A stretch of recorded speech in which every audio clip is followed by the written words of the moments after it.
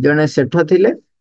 ସିଏ ତାଙ୍କର ଯାହା ଧନରତ୍ନ ରୋଜଗାର କରନ୍ତି ତାଙ୍କର ନୈତିକ ଭାବରେ ସାଧୁତାପୂର୍ଣ୍ଣ ଭାବରେ ଅର୍ଥ ଉପାର୍ଜନ କରନ୍ତି ଏବଂ ତାକୁ ଯୋଉଠି ଯେତିକି ଅ ଯାହାକୁ ଦରକାର ହବ ଯେତିକି ଦିଅନ୍ତି। ସେମିତି ନୁହଁ ଯେ ଗୁଡାଏ ଦାନ ଧର୍ମ କରନ୍ତି ଦେଖେଇ ହେବା ପାଇଁ ଯେ ମୁଁ ଦଉଛି ବା ମୁଁ ଦାନି କରନା ଏମିତି ନାହିଁ। ଯେତେବେଳେ କେହି କିଛି ଆସି ତାଙ୍କ ପାଖରେ ପହଞ୍ଚନ୍ତି ଏବଂ ତାଙ୍କୁ ଅ ପ୍ରାର୍ଥନା କରନ୍ତି ବା ସହଯୋଗ ହାତ ବଢାନ୍ତି ସେତେବେଳେ ସେ ତାଙ୍କୁ କେବଳ ଏମିତି ସାହାଯ୍ୟ ଦାନ କରିକିରି ବଡଲୋକ ହବାର ଅର୍ଥ ନୁହଁ। ତାଙ୍କୁ ଦେଖନ୍ତି ତାଙ୍କର କୋଉଥିରେ ସାହାଯ୍ୟ ହବ। ଜଣେ ଆସି ଅର୍ଥ ମାଗିଲେ ବି ବେଳେ ବେଳେ ସେ ପଚାରନ୍ତି ତମର କଣ ଆବଶ୍ୟକ ରହିଛି କୋଉଥିପାଇଁ କହୁଛ କଣ କରୁଛ। ତାଙ୍କର ଯାହା ଆବଶ୍ୟକ ସେଥିପାଇଁ ହୁଏତ ସିଏ 100 ସ୍ୱର୍ଣ୍ଣ ମୁଦ୍ରା ମାଗନ୍ତି କିନ୍ତୁ ସେ ଦେଖିଲେ ଯେ ନାଇଁ ସେଇ 100 ସ୍ୱର୍ଣ୍ଣ ମୁଦ୍ରା ତାଙ୍କର ହବ ନାହିଁ। ତାଙ୍କର ଯାହା ଦରକାର ହଉଛି ସେଥିପାଇଁ ଅଧିକ ଦରକାର ସେ ଅଧିକ ଦିଅନ୍ତି। ଇଏ ମାଗିଥିବେ 100 ଅଧିକା ଦିଅନ୍ତି। କୋଉଠି ସ୍ଵର୍ଣ୍ଣ ମୁଦ୍ରା ଦରକାର ନାହିଁ ତାଙ୍କୁ କାମ ଦରକାର କାମ ଦିଅନ୍ତି। ଏଇ ପ୍ରକାର ତାଙ୍କର ସବୁ ସାହାଯ୍ୟ କରନ୍ତି। କିନ୍ତୁ ୟାର ପରିଣାମ ସ୍ୱରୂପ କଣ ହୁଏ ନା ଲୋକମାନେ ତ ନିଶ୍ଚୟ ଭାବରେ ସମ୍ମାନ କରନ୍ତି। ଏଥିପାଇଁ ତମେ ସମ୍ମାନ ଗୋଟେବା ଦରକାର ପଡିନି ଅଟୋମେଟିକାଲି ସମ୍ମାନ କରିବେ। ଆମେ କିନ୍ତୁ ଭାବୁ କଣ ଯେ ମୁଁ ଅନ୍ୟ ଲୋକ ଯଦି ଅସୁବିଧାରେ ପଡିଛି ତାକୁ ସାହାଯ୍ୟ କରିଦେଲେ ସିଏ ମତେ ମୋ ପ୍ରତି କୃତଜ୍ଞ ହବ। ହଁ କୃତଜ୍ଞ ହବ ମୁଣ୍ଡ ନୁଆଇବ କିନ୍ତୁ ତମେ ଯଦି ଯଥାର୍ଥ ସାହାଯ୍ୟ କରିଥିବ ତେବେ ସେ ତୁମ ପ୍ରତି କୃତଜ୍ଞ ହବ। ଏମିତି ଉପରେ କେବଳ ସମ୍ମାନ କରିବା ପାଇଁ ଠିଆ ହବ ନାହିଁ। କିନ୍ତୁ ଧନରତ୍ନ ସେଇଥିପାଇଁ ଅପାର ଭାବରେ ବଢି ଚାଲିଛି ଅପାର ଭାବରେ ବଢି ଚାଲିଛି। ସେଇଠି ଅ ଛୋଟ ଦଳେ ଚୋର କଣ କରିଛନ୍ତି ସ୍ଥିର କରିଛନ୍ତି ଯେ ତାଙ୍କ ଘରୁ ଆସି ଚୋରି କରିବେ। ଚୋରି କରିବାକୁ ଯେତେବେଳେ ଆସି ପହଞ୍ଚୁଛନ୍ତି ସେତେବେଳକୁ ଦେଖିଲା ବେଳକୁ ଯୋଉଠି ଧନରତ୍ନ ସୁନା ରୂପା ସବୁ ସେ ରଖିଥିବେ ସେଇଠି ନିଜେ ସେଠ ଶୋଇଛନ୍ତି। ତେଣୁ ସେ ଦେଖୁଛନ୍ତି ନା ଇଏ ସେଠ ଏଠି ଶୋଇଛନ୍ତି ମାନେ ଯଦି ଆମେ ଭଙ୍ଗା ଭଙ୍ଗି କରିବା ତାହେଲେ ସିଏ ଉଠିଯିବେ ତେଣୁ ଆମେ ଧରା ପଡିଯିବା। ତେଣୁ ତାପରେ ସେ କଣ କରୁଛନ୍ତି ଅ ଫେରି ଯିବା ବାଟରେ ଦେଖୁଛନ୍ତି ଆଉ ଖାଲି ହାତରେ ଫେରିଯିବା କାଲିକି ଆସିବା ଆଉ ଠିକ ଅଛି। ଗଲାବେଳକୁ ଏତେ ଧାନ ଶସ୍ୟ ରହିଛି ଚାଲ ଗୋଟେ ଗୋଟେ ବସ୍ତା ନେଇଯିବା ଆଟଲିଷ୍ଟ କିଛି ନହେଲେ ଖାଇବା ଜିନିଷ ତ ମିଳିଯିବ। ତେଣୁ ସେ କଥାବାର୍ତ୍ତା ହେଇକି ସେ କହୁଛି ନା ନା ଯଦି ଖାଇବା ନେଇଯିବା ରଖିବା କୋଉଠି। କାଲି ସକାଳେ ଯଦି ସେ ଖୋଜିବ ତାହେଲେ ଗୋଟେ କାମ କରିବା ନେଇଯିବା ମାର୍କେଟରେ ବିକିଦବା। ଏ ବିକିଦେଲେ କାମ ସରିଲା। ତେଣୁ ସିଧାସଳଖ ସେ କଣ କରୁଛନ୍ତି ଆ ଶସ୍ୟ ଗୋଟେ ଗୋଟେ ଅଖା ବସ୍ତା ସବୁ କାନ୍ଧରେ ପକେଇ ଚାଲିଲେ। ଯାଇକିରି ଯେତେବେଳେ ମାର୍କେଟରେ ଟିକେ ଦୂର ମାର୍କେଟରେ ବିକିବେ କାହିଁକିନା ପାଖ ମାର୍କେଟରେ ବିକିଲେ ଜଣା ପଡିଯିବ। ତେଣୁ ଦୂର ମାର୍କେଟ ଯାଇକିରି ଯେତେବେଳେ ସେ ବିକିବାକୁ ଯାଉଛନ୍ତି ଅ ସକାଳ ହେଇଗଲେ ତ ବିକିବେ ନା ଆଉ କଣ ଯାଇ ଦୂର ମାର୍କେଟରେ ଚାଲି ଚାଲି ଯାଇ ପହଞ୍ଚିଗଲେ। ଦେଖିଲେ ସେଠ ସେତେବେଳେ ଉଠିକିରି ଉଠିକି କଣ କର ତାଙ୍କୁ ପଛେ ପଛେ ଚାଲିଛନ୍ତି। ଯେତେବେଳେ ସେ ଯୋଉ ଦୋକାନରେ ମୁଲଚାଲ କରିବାକୁ ଗଲାକୁ ଇଏ ସେଇଠି ପାଟି ଫିଟେଇଲେ ଏ ବାବୁ ଆଉ ବହୁତ ବାଟ ବୋହିଲଣି ଥାଉ ଆଉ ବୋହନ ଏଇଠି ରଖିଦିଅ। ସିଏ ଯେମିତି ସେଠजीକୁ ଦେଖି ଦେଇଛନ୍ତି ଆରେ ହେ ଧରା ପଡିଯିବୁ ଦୌଡିଲେ ଆଉ ସେ ସବୁ ତାଙ୍କୁ ଅଟକେଇଲେ କହିଲେ ରୁହ ରୁହ ରୁହ ଦୌଡୁଛ କାହିଁ ରୁହ ତମକୁ ଜମାରୁ ବେଶୀ ମୁଁ ତମକୁ ଚୋର ବୋଲି ଧରୁନାହିଁ କିଛି ନାହିଁ। ତମେ ଏତେ ବାଟ ଯେହେତୁ ବୋହିକି ଆଣିଲ ତମକୁ ମୁଁ ପାରିଶ୍ରମିକ ଦଉଛି ନିଅ। କାହିଁକିନା ମୁଁ ଯଦି ଗୋଟେ କୌଣସି ଲୋକ ଲଗେଇଥାନ୍ତି ତାହେଲେ ପାରିଶ୍ରମିକ ଦେଇଥାନ୍ତି। ତାଙ୍କୁ ପାରିଶ୍ରମିକ ଦଉଛନ୍ତି ଦେଖ ସେଠ ଅଛି କେତେ ମହାନ ଉଦାର ବ୍ୟକ୍ତି ପାରିଶ୍ରମିକ ଦଉଛନ୍ତି ତାଙ୍କୁ ଯେତିକି ପାରିଶ୍ରମିକ ଦବା ହଉଛି ତାଙ୍କୁ ଦଉଛନ୍ତି। କିନ୍ତୁ ସେ ସେତକ ନେଇକି ପଳେଇଲେ କିନ୍ତୁ ଚୋର ତ ଚୋର ତାଙ୍କ ଭିତରେ ସେ ପ୍ରବୃତ୍ତି ଏପର୍ଯ୍ୟନ୍ତ ଆସିନାହିଁ ଯେ ସେମାନେ ନିଜେ ଉପାର୍ଜନ କରିବେ କଷ୍ଟ କରିବେ ବା କରିବେ ସେ ନାହିଁ। ଅନ୍ୟର ଅନ୍ୟର ଯୋଉ ଉପାର୍ଜନରୁ ନିଜେ ଗ୍ରହଣ କରିନେବା ଯେମିତି କହନ୍ତିନି। ସେଥିପାଇଁ ଆପଣ ଦେଖିବେ କି ଜଣେ ଗୋଟେ ଗୋଷ୍ଠୀ ଭିତରେ କଣ ହୁଏ କି ଜଣ ଅନ୍ୟର ପରିଶ୍ରମକୁ ନିଜେ ଖାଇବା ପାଇଁ ଚେଷ୍ଟା କରନ୍ତି କିନ୍ତୁ ଯେତେବେଳେ ନିନ୍ଦା ଆସିବ ଅପବାଦ ଆସିବ ସେତେବେଳେ ସେ ନିଜେ ନିଅନ୍ତି ନାହିଁ ସେ କହିବେ ତାର ଭୁଲ ବୋଲି। କିନ୍ତୁ ପ୍ରଶଂସା ଆସିଲା ସେ କହିବେ ସବୁ ମୋ ଯୋଗୁଁ ହେଇଛି ନା ଏମାନେ ସବୁ କୋଉଠି ଶିଖିଲେ ମୋଠୁ ଶିଖିଛନ୍ତି ଏମିତି ପ୍ରକାରର କରନ୍ତି।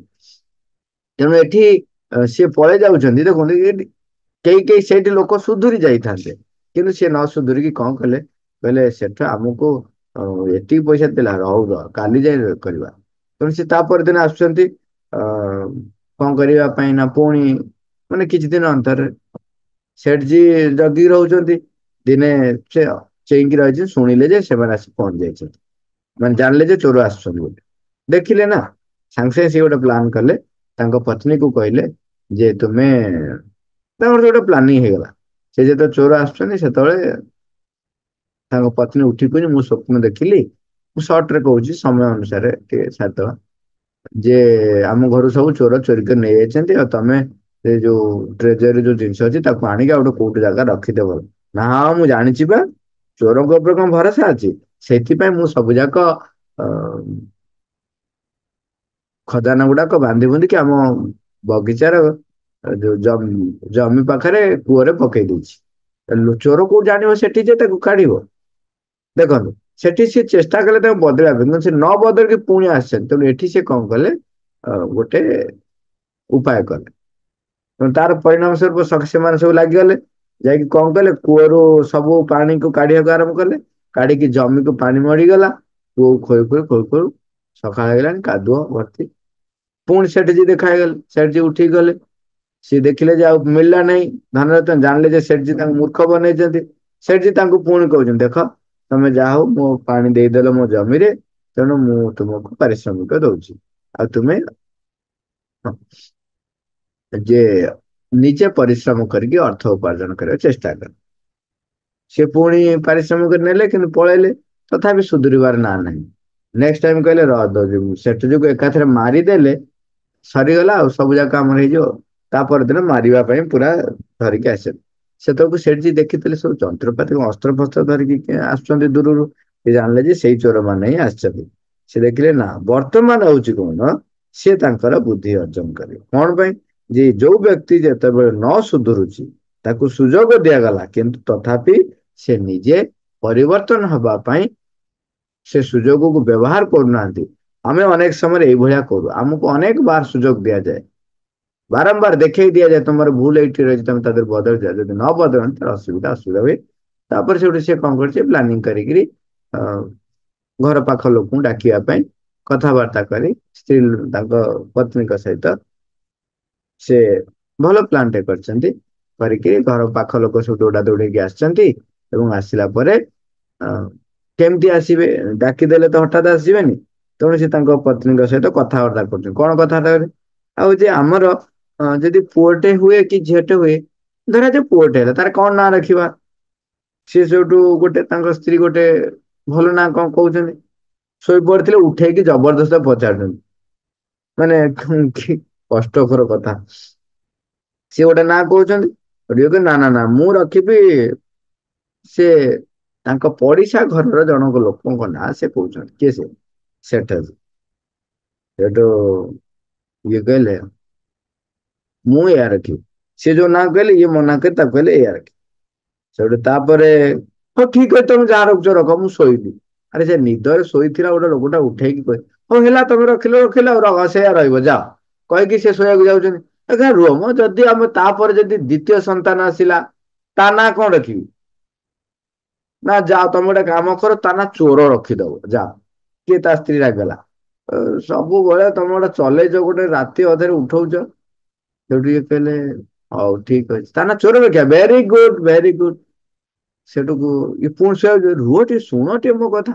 ନା କଣ, ନା ଆମ ଘରକୁ ଯଦି ଆମେ ଦି ଜଣଙ୍କ ଦେହ ଅସୁସ୍ଥ ଏବଂ ସେ ଦି ଜଣ ଛୁଆ ବାହାରେ ଯାହା ବୁଲୁଛନ୍ତି, ଆମେ ତାଙ୍କୁ ତମେ ଡାକିବାକୁ ଯିବ, ମୋ ଦେହ ଅସୁସ୍ଥ ହେଇଛି ତାକୁ ଡାକିବା, କେମିତି ଡାକିବା। ସେଠି କିଛି ନା ମୁଁ ବାହାରକୁ ପଳେଇବି ଡାକିନି, ଆରେ ତମେ ବାହାରକୁ କେମିତି ପଳେଇବ, ମୋ ଦେହଟା ଖରାପ ମତେ ଛାଡି ଦେଇ ପଳେଇବ। ମୁଁ କେମିତି ଡାକିଥାନ୍ତି, ମନେ କରିବ ତମ ଦେହ ଖରାପ ମୁଁ କେମିତି ଡାକିଥାନ୍ତି, ମୁଁ ସେଇଠୁ ଥାଇକି ବଡ ପାଟିରେ ଡାକିଥାନ୍ତି। କେମିତି ଡାକିଥାନ୍ତି, ଏ ଲଲାମ ସିଂ ଚୋରରେ ଦୌଡି ଆସ, ଚୋର ଆସିଗଲାରେ ଚୋରରେ ଦୌଡି ଆସ, ମାନେ ଏମିତି ବଡ ପାଟିରେ କହିଲେ। ମୁଁ ଏମିତି ଡାକିବି ଏମିତି ଡାକିବି ବଡ ପାଟିରେ ଡାକେ, ଏ ଲଲନ ସିଂ ଚୋରରେ ଦୌଡିକି ଆସ ଦୌଡିକି ଆସ, ବଡ ପାଟିରେ ଡାକିଲେ। ପଡିଶା ଘର ଲୋକ ଉଠିଗଲେ, କଣ ସେ ଡାକୁଛନ୍ତି ଲଲନ ସିଂ ଚୋରରେ ଦୌଡିକି ଆସ, ତାମାନେ ମାନେ ଲଲନ ସିଂ ନିଦ ଭାଙ୍ଗିଗଲା, ପାଖ ପଡିଶା ଲୋକଙ୍କର କିଛି କିଛି ନିଦ ଭାଙ୍ଗିଗଲା, ତାମାନେ ସାଧୁଙ୍କ ସେଠଙ୍କ ଘରେ ଚୋର ବୋଧେ ପଶି ଆସିଛି। ତେଣୁ ସେମାନେ ସମସ୍ତେ ଦୌଡା ଧାଁ ହେଇକି ଲୋକଙ୍କ ପାଖ ଡାକିକିରି ବାଡି ଫାଡି ଧରିକି ଆସି ପହଞ୍ଚିଗଲେ, ଚୋର ମାନଙ୍କୁ ଧରିଲେ, ତାପରେ ତାଙ୍କୁ ସିପାହୀ ମାନଙ୍କୁ ବା ପୋଲିସଙ୍କୁ ଧରେଇ ଦେଲେ। ଏଠି କଣ ହେଲା, କେତେକ ବ୍ୟକ୍ତି ଥାନ୍ତି ଯୋଉମାନେ ତାଙ୍କର ଆଚରଣ, ତାଙ୍କର ଯୋଉ କାର୍ଯ୍ୟ କରିବାର ପ୍ରଣାଳୀ, ଜୀବନ ଯାପନ ପ୍ରଣାଳୀ ସେମାନେ ବଦଳେଇବାକୁ ଚାହାନ୍ତି ନାହିଁ। ତୁମେ ତାଙ୍କୁ ଭଗବାନ ତାଙ୍କୁ ଅନେକ ସୁଯୋଗ ଦିଅନ୍ତି, କିନ୍ତୁ ସେମାନେ ସେମିତି ସେଇଥିରେ ବଞ୍ଚିବାକୁ ଚେଷ୍ଟା କରନ୍ତି। ତେଣୁ ଆମ ଜୀବନରେ ଆମେ ଅହଂକୁ ପ୍ରତିଷ୍ଠା କରିବା ପାଇଁ ନିଜକୁ ପ୍ରତିଷ୍ଠା କରିବା ପାଇଁ ନିଜର ସ୍ୱାର୍ଥ ପାଇଁ ଆମେ ଅନେକ ପ୍ରଚେଷ୍ଟା ଯୋଉ କରୁ ସେଗୁଡା ସବୁ ହଉଛି ନିରର୍ଥକ ପ୍ରୟାସ।